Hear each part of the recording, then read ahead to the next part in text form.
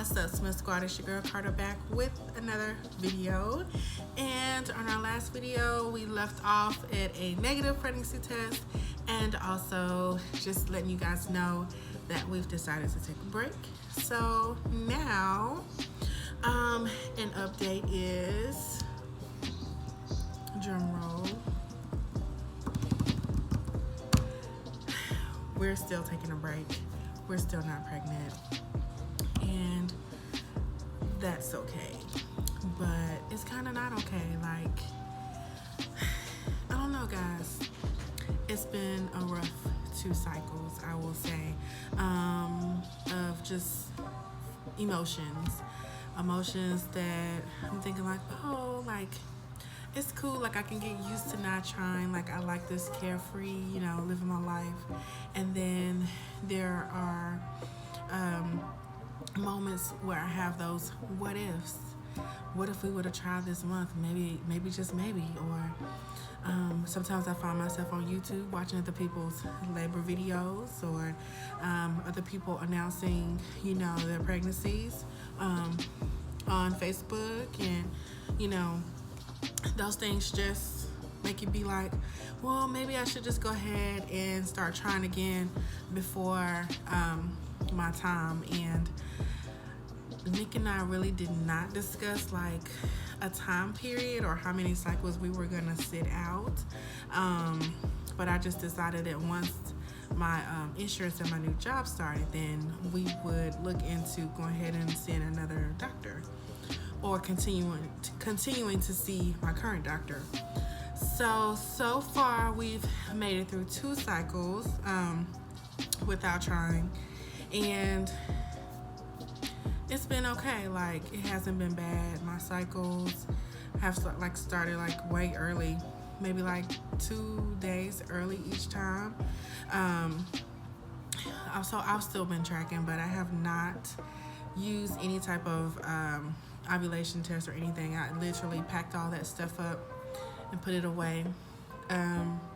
And I haven't really been as consistent with my serapeptase for my tubes, but the good thing is I haven't really, 1 month, so our first month of not trying, I really felt really bad pains in my fallopian tube area, and that led me to start taking my serapeptase, but I wasn't consistent with it. I haven't been consistent with anything, and I think that that's one of the parts that makes me, feel a little bit better without having to keep track of, did I take this vitamin?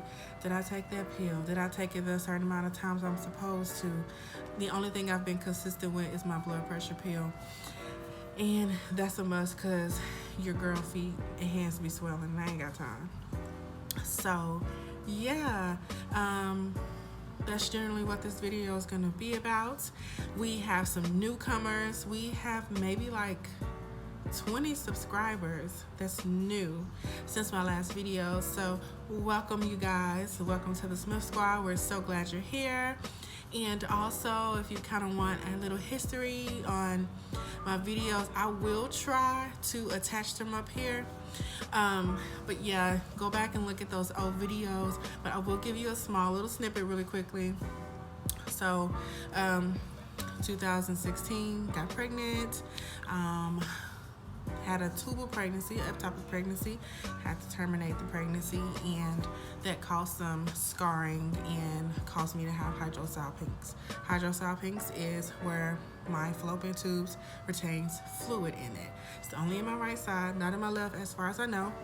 And so we've been on the road of trying to conceive, and in April it would be 4 whole years. So now that I got you caught up, let's get into the rest of this video right here. Alright guys, so let's start with, so February went kind of smooth because I started a new job, so it was a good month. I didn't try, I didn't feel any pressure or anything. Everything was good. My cycle started and I'm like, okay, cycle day 1, let's get it. And then this month was when I started feeling like, oh crap, like I'm not trying. and I'm still getting my cycle. But you know, I was okay. I don't know. We'll just say, like, you know, there's been some things to just make me have hard weeks or whatever. But besides that, like, life is still good. If y'all watch the news and y'all seen that Nashville, Tennessee, and other surrounding cities, we had a tornado, bad tornado. So that was a distraction. And also now we got this stupid, nasty virus that's also a distraction as well. But besides that, like, the month of March has been kind of heavy. And so, I don't know, like, it's just been heavy. You know, I don't really know how to put my feelings in words where that makes sense. That's something that I've been struggling with lately. But, you know, at the end of the day, I'm still alive. Nick is still alive. And, you know, we're blessed. And I just hope that, you know, eventually 2020, our rainbow baby comes. I hope that comes before April, or, you know, we don't surpass April. But April may be a really tough month for us. But all in all, it's all good. You know, we're blessed. But we have been talking about our next steps. And so for our first step that we were going to do, but I called today, and we were gonna try another round of Femera until I made an appointment with our fertility specialist. And so the bad thing about that is that my prescription has expired, and so there's no Femera, which we were just gonna do a round on our own. Since I haven't tried Femera since, did we do the Femera was it December? So yeah, so I think, yeah, either in November, late November or December, we did Femera, and we did the trigger shot.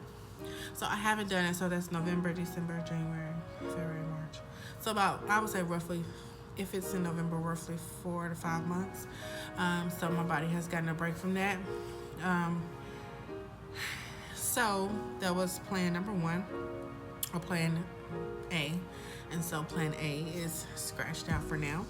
So plan B is that we're gonna go ahead and do our 3rd IUI.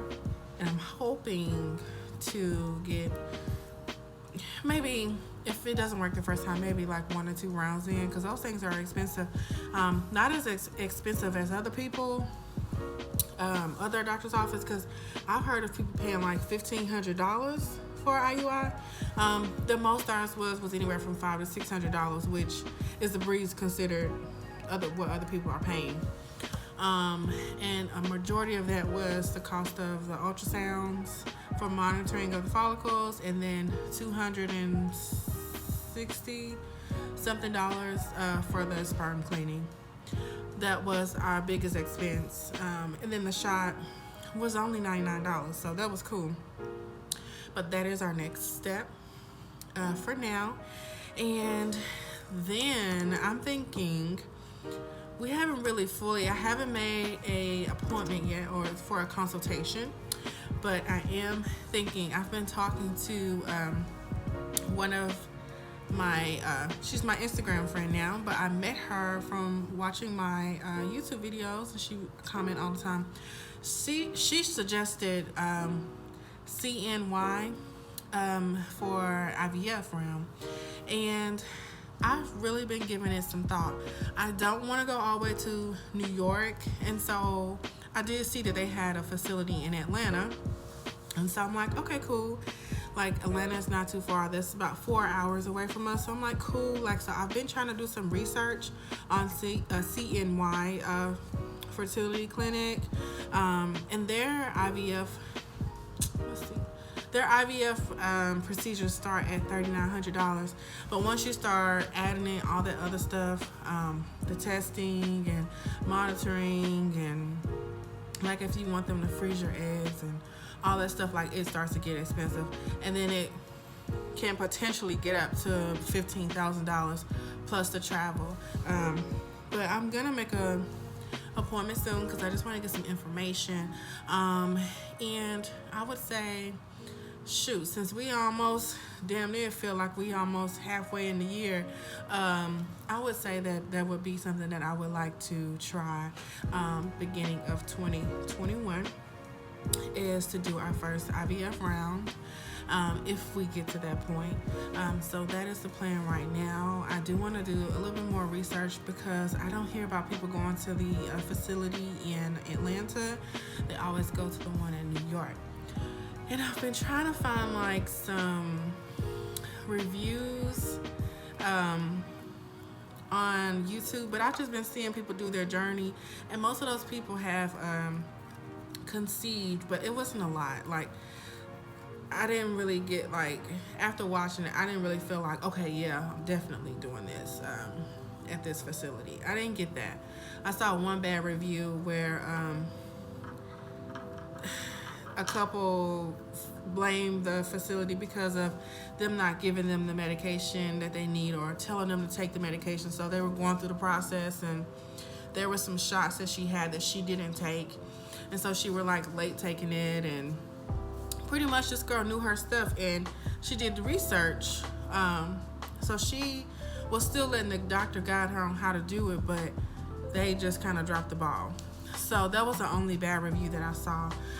But that is the plan, to do more research. And then hopefully by then, the plan is when it's time to do IVF, my doctor suggested dropping 60 pounds. So I only had 40 more pounds to go. I've kind of like drifted off of keto since Valentine's Day, but that's okay because your girl's about to get back on it and drop this weight. But yeah, that is the absolute plan, guys. So I didn't want this to be a long video, but I just kind of wanted to check in with you guys, let you guys know, hey girl, hey, we're fine, I'm doing good. It's been a rocky road with not trying, but it's okay. Like, the timing will be right when the timing is right. The part of accepting that and not trying to be in control of the timing is the hardest part, but you know, it is what it is. That is the cards that you're dealt when you're dealing with infertility. So yeah, that is what it is. I will say this, if you are not a person that is struggling, or I'm not gonna say struggling, I hate to say struggling. If you're not a person that is surviving infertility, then be careful how, just be mindful. Just be mindful. I get a lot of comments to be like, you ain't pregnant yet, or, you know, what are you guys doing? Or maybe you should just, you know, go ahead and do a surrogate, or maybe you should do this or do that or adopt. And in my mind, I'm like, some people are not conscious of how it feels to be in this situation. But my thing is, do you got the money to adopt? Do you got that money to front for my IVF round? And do you have that $20,000 to pay for my surrogate? So it's just like, be mindful. Be mindful of how people feel in this position. Be mindful of everything. Just be mindful. Yeah, just be mindful. I could say a lot more, but I kind of feel like I would be repeating myself over and over again, and probably telling you guys something that you saw or heard in someone else's video that's going through the same thing. Be mindful of what you say to someone that is still on the journey, still on the path of trying to conceive. We would not wish this on anybody. Today, well, we're out of town, so we're visiting family for next grandma's birthday, and also seeing my uncle, and you know, just being around other people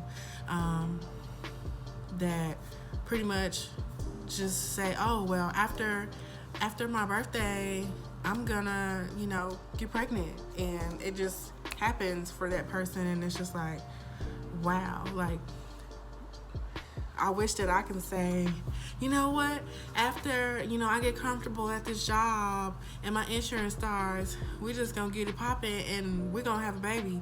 And it just happened. Like, I wish that I had that type of superpower, but I don't. So, the whole thing of, being happy for other people on their journey, being happy for them is not hard, but it's just kind of like some people don't know your struggle or what you are, dealing with, or that you're still on that path of, trying to conceive, how long it's been, or, the emotional part about it. I really don't. And, sometimes I don't care to explain it to someone. I just wish that people know that, this is happening, and that's why so many people share their journey on YouTube, Instagram, all the time. But I do not like those comments. So if you're new here and you're in, our space, be kind and just be mindful of what you say. Even if you've, been watching and you just kind of like want to follow up, be kind when you ask, hey, how's the journey going? You can say, how's the journey going? Any good news yet? Or I don't know. I really can't tell people how to say it, but just be mindful. Because you never know how you may say something that may trigger someone else's emotions while they're still going through trying to conceive. But yeah, guys, I am gonna go ahead and finish up this video. And if you're new here, thank you for being here. Welcome to our space, and we are happy to have you on this journey. Sooner or later, we will have another video and Nick will be a part of it. But right now, I just kind of want to just pop in and just say hey, and to let you guys know that we're still here and what our plan is. If you are a believer and you genuinely, support us and support our journey, then definitely, pray for us, a good prayer, and just to, be, I don't ever pray for patience, because I don't want the trials and tribulations of waiting even longer.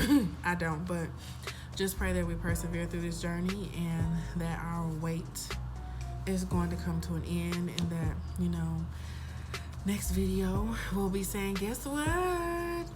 The Smiths have conceived.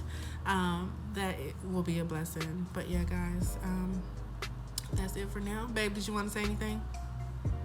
Appreciate all the support. He says, appreciate all the support, you guys. We love you guys so much, and thank you so much for being here. If you are new and you have not subscribed, definitely go ahead and subscribe to our channel and like, and also leave words of encouragement if you got something to say.